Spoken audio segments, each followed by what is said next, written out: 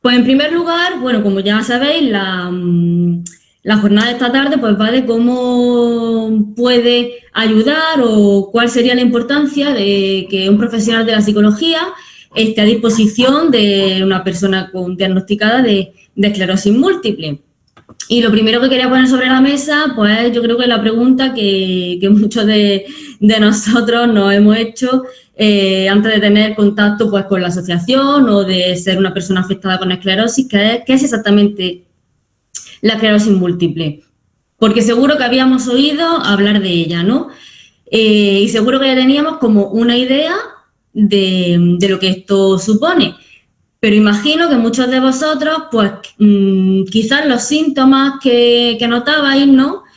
Pues a lo mejor no se corresponde con la idea de esclerosis múltiple que teníais en la cabeza previamente. A lo mejor, no sé, muchos de vosotros me habéis comentado pues, que ha empezado a lo mejor una sensación de hormigueo, ¿no? O de adormecimiento de las extremidades o por alteraciones visuales y a lo mejor esa no es la idea que teníamos previamente de la esclerosis múltiple. Y es que no sé vosotros, pero yo hasta que no llegué a trabajar con la asociación, pues no sabía que se le llamaba la enfermedad de las 1000 caras, por ejemplo. Entonces, yo creo que es una pregunta que una vez que se ha diagnosticado la enfermedad es cuando realmente nos planteamos qué es la esclerosis múltiple, cómo me va a afectar a mí esto en el día a día, cómo me va a afectar, no sé, en el futuro, en cuanto a relaciones personales, laborales, cómo le va a afectar a mi familia.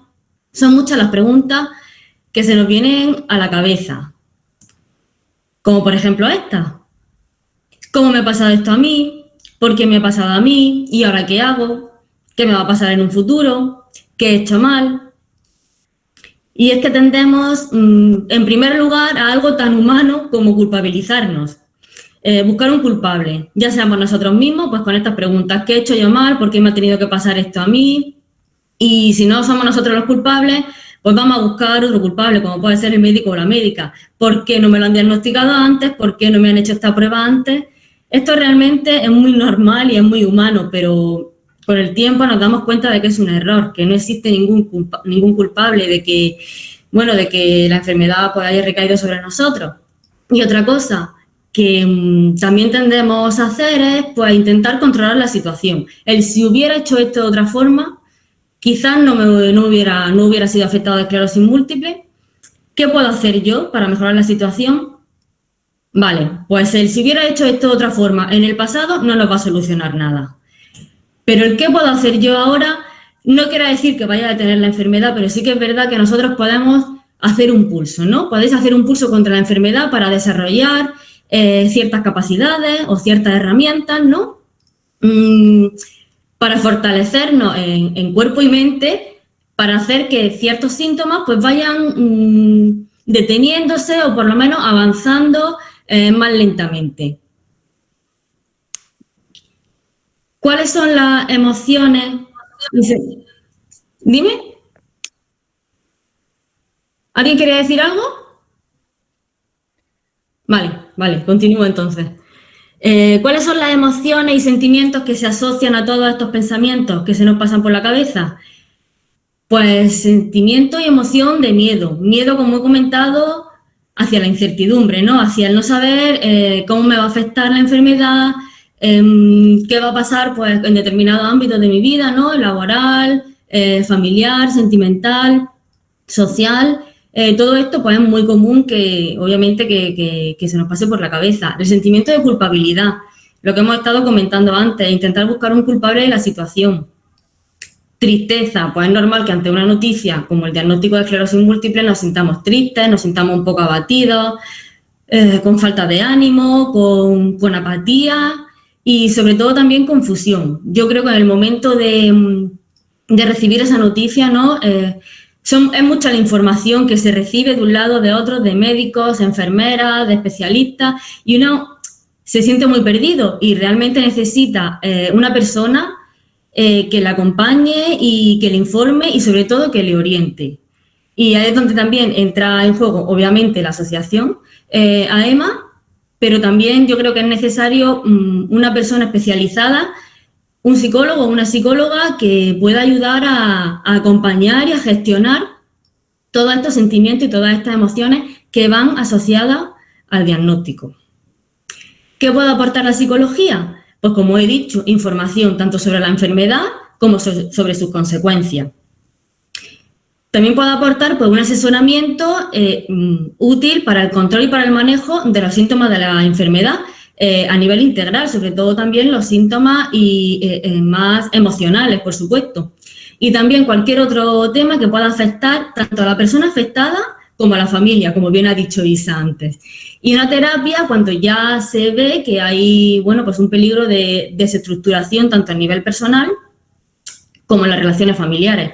Y quería hacer hincapié en esto, que es verdad, como ha dicho Isa, pues que los familiares quizás también deberían asistir. No sé si alguna de las personas que está ahí al otro lado sois familiares de personas afectadas de esclerosis múltiple, pero recibir esta noticia es duro tanto para la persona diagnosticada como para las personas que la rodean, porque hay mucha desinformación sobre el tema y es verdad que es una noticia que tiene un shock emocional muy fuerte y que afecta a todas las personas que conviven, ¿no? O que se relacionan de manera íntima con la persona afectada, ya que puede alterar muchas de las relaciones funcionales y familiares.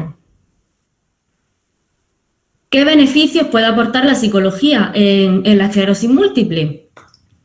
Pues el objetivo principal es el de acompañar en el proceso y apoyar en la aceptación y en la gestión de la enfermedad, y también en las consecuencias que esta conlleva. He puesto la palabra aceptación, pero realmente no sé si es la más adecuada. No sé si se llega a aceptar realmente el diagnóstico de esclerosis múltiple, pero lo que me quiero referir es al proceso de asimilación, ¿no? En el acompañamiento en todo este duelo, porque realmente es un duelo y se pasan por muchas fases diferentes desde que te dan el primer diagnóstico hasta la asimilación.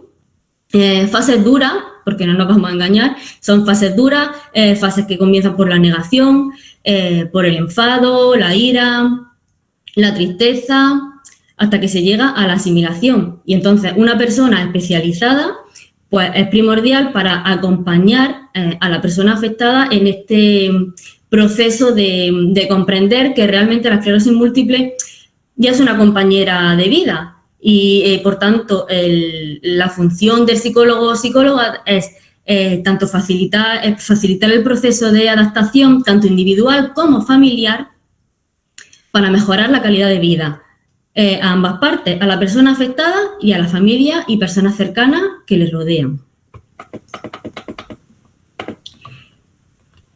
¿Cuáles son los objetivos secundarios que tiene la psicología en el tema de la esclerosis múltiple? No por ser secundarios son menos importantes, por supuesto. Podemos destacar el lidiar con el impacto del diagnóstico y el facilitar, como he comentado, la adaptación a la nueva situación.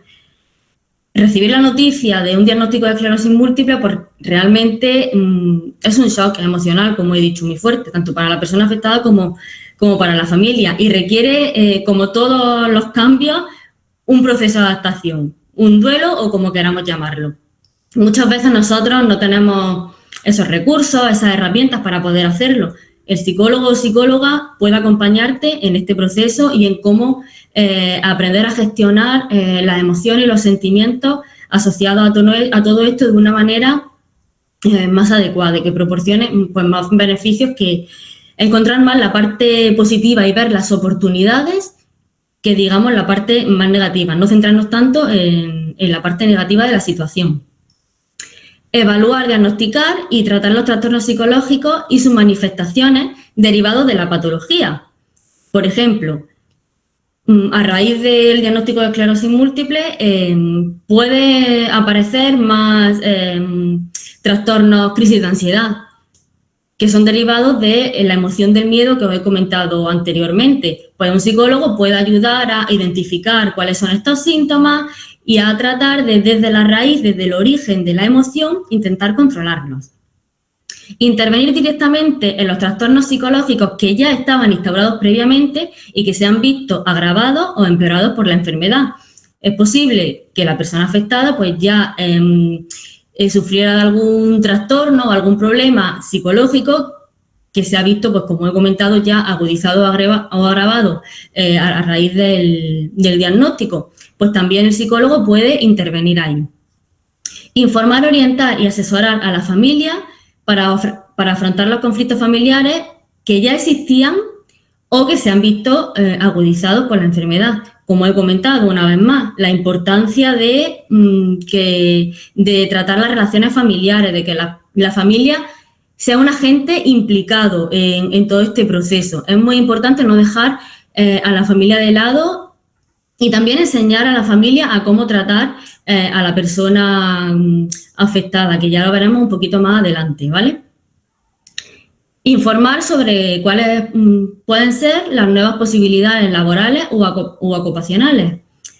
Nos podemos ver en el caso de que a raíz del diagnóstico, a raíz de brotes o cierta sintomatología, pues ya no podamos seguir desarrollando el trabajo que previamente se venía desempeñando. Puede ocurrir o no.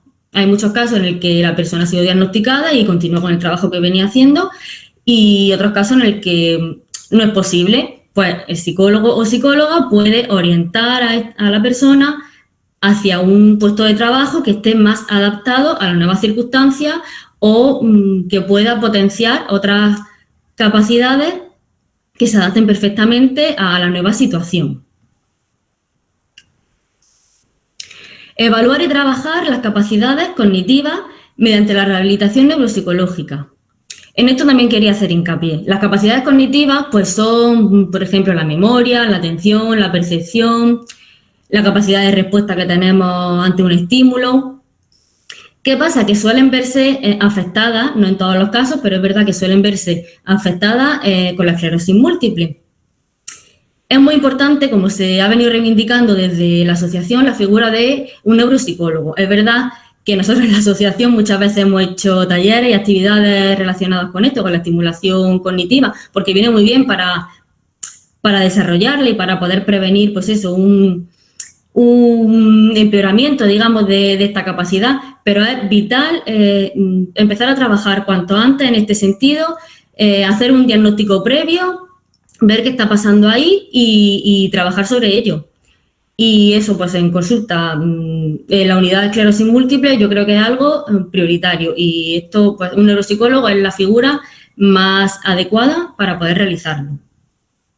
El psicólogo también te puede ayudar, pues, a afrontar la incertidumbre, la frustración y las pérdidas que vienen asociadas. La incertidumbre, pues como hemos comentado, cómo afrontar el qué va a pasar mañana, qué va a pasar en un futuro a medio, largo plazo, a superar la frustración. Es que hay cosas que antes sí podía hacer por mí mismo y ahora necesito ayuda.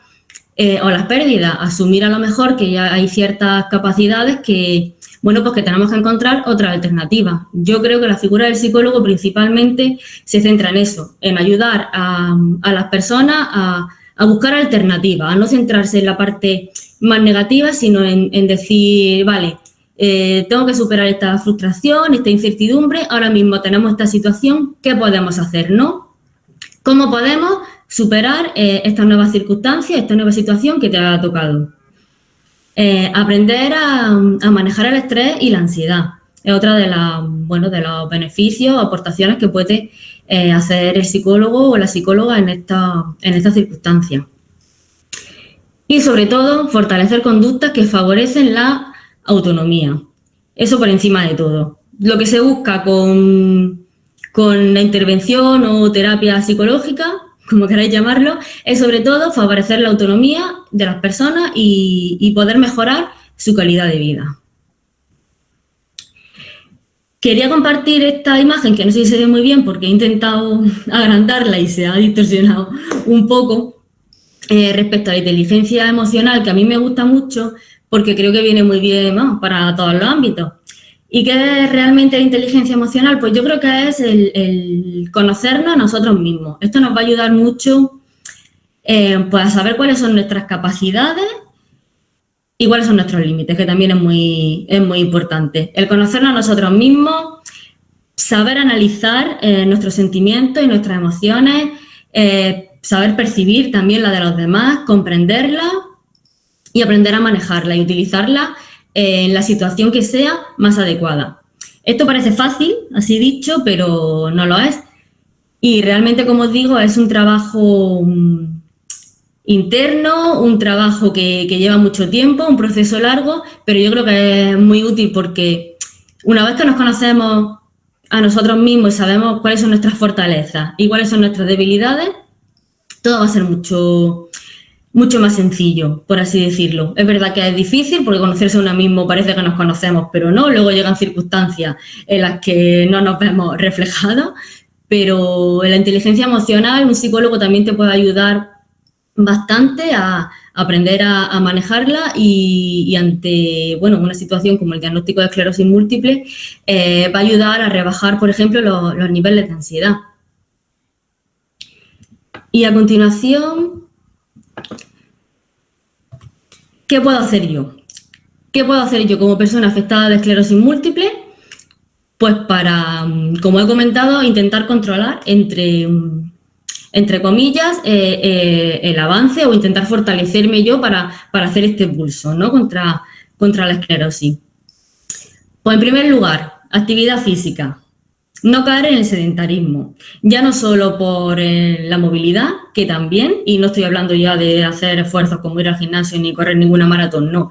Actividad física, andar un poquito cada día, dentro de nuestra posibilidad, de lo que cada uno podamos hacer. Por ejemplo, la gimnasia que hacemos habitualmente los viernes, básicamente consiste en estiramientos, pero yo creo que eso nos ayuda bastante a nivel físico y también a nivel emocional, ¿vale? La actividad física siempre también está muy ligada con la cabeza y a nivel emocional también nos va a ayudar bastante. Estimulación cognitiva, como he comentado. ¿Cómo la puedo hacer? Pues nosotros hemos hecho alguna vez también en la Asociación Talleres de Estimulación Cognitiva, pero son cosas tan básicas como hacer una sopa de letras, un crucigrama, los típicos juegos de mesa como el Party, el Scattergory, no sé si los conocéis. Pues eso también ayuda mucho a trabajar la cabeza, por así decirlo. Esto es como cualquier otro músculo del cuerpo. Cuanto más lo trabaje y cuanto más lo fortalezca, más factor de prevención tenemos. ¿De acuerdo? Entonces esto es muy importante. Llevar a cabo unos hábitos de vida saludables. Por ejemplo, la alimentación y la nutrición. Ya sabéis que está muy ligada también a una mejora de la esclerosis múltiple, pues tener unos hábitos de vida saludable y una alimentación saludable. Por ejemplo, pues evitar el estrés, ¿no? Mediante una buena planificación y gestión del tiempo. Ayudarnos con agendas, con planificadores. Tirar de todos los recursos que estén a nuestra disposición para reducir el estrés que pueda venir de forma externa, que sabemos también que está muy ligado a pues posible brote o posible aparición de síntomas de la enfermedad. Realizar ejercicios de relajación. Pues todo aquello que nos sirva a nosotros para desconectar un poco. Ponernos música relajante tumbado en el sofá un ratito. Practicar yoga, mindfulness. Dibujar los típicos cuadernitos estos de colorear que se llevaban tanto hace un tiempo, de mandalas y demás, que también nos va a venir muy bien, por cierto, para la estimulación cognitiva, para controlar el tema de las praxias, ¿no? Y de la motricidad fina. Evitar el aislamiento, por supuesto, el no caer en encerrarnos, aunque nos cueste, en intentar relacionarnos, ¿vale? En estar en contacto con otras personas, con los familiares, con amigos. Y ya no nos vale de excusa la pandemia porque ya nos hemos visto forzados todos a tener que utilizar estas nuevas tecnologías. Todos conocemos ya casi a la perfección el Zoom, el Google Meet, y a través de estas herramientas pues también podemos hacerlo. E intentar llevar a cabo una comunicación asertiva. ¿Esto qué quiere decir? Una comunicación respetuosa con las personas que nos rodean, con los familiares, como he dicho. Soy muy pesada, pero hago hincapié en que es muy importante las relaciones familiares, ¿vale? Intentar comunicarnos pues, adecuadamente, controlar el tono de voz, las palabras que utilizamos, ¿vale? Al fin y al cabo, pues eso, llevar a cabo una comunicación que sea respetuosa. Y bueno, en último lugar, pues como he dicho que el tema de la familia me parecía también muy importante, pues quiero hacer un pequeño apartado, son 2 diapositivas, ¿vale? De actitudes a fomentar, ¿no? Pequeñas pautas, digamos, para las personas, para los familiares de personas afectadas? Pues en primer lugar, y sobre todo, fomentar la autonomía de la persona, ¿de acuerdo? Todas las pautas que voy a dar ya salen a raíz de esta premisa. El fomento de la autonomía. ¿Cómo? Valorando los logros de la persona, valorando los avances y los beneficios y los resultados que han obtenido, reconociéndolo.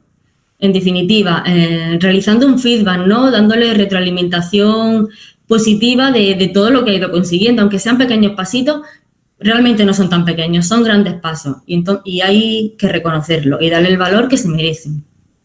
Respetar las decisiones y los tiempos de la persona con esclerosis. Sus decisiones y el tiempo que se tome son tan válidas como las de cualquier otro. Entonces, debemos, como familiar, respetar todos estos temas. Comunicación asertiva, lo vuelvo a decir, una comunicación respetuosa.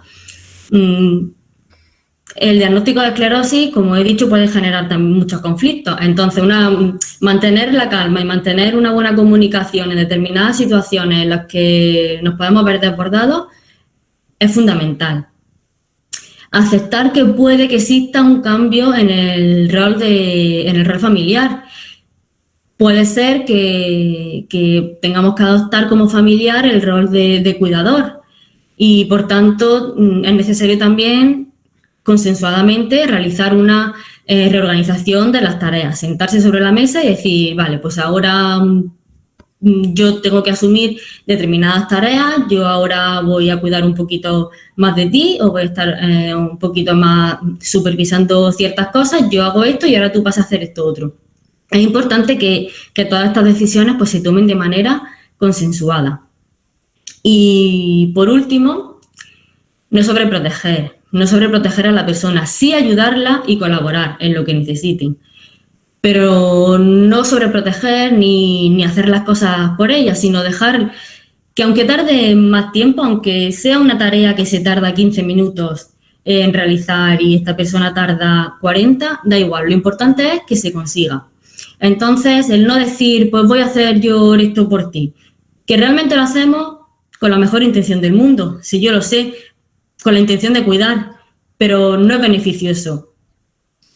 Es importante, como os digo, una comunicación, ver en qué se puede colaborar, ver en qué se puede ayudar y ver qué puede hacer la persona por sí sola. ¿De acuerdo? Y nada, he sido concisa, me parece. No sé si ahora tendremos unos minutitos para no sé si tenéis alguna duda o pregunta. Muchas gracias por estar ahí y, como he dicho, aquí tenéis mi email, mariaruiz@fan.es, mi teléfono.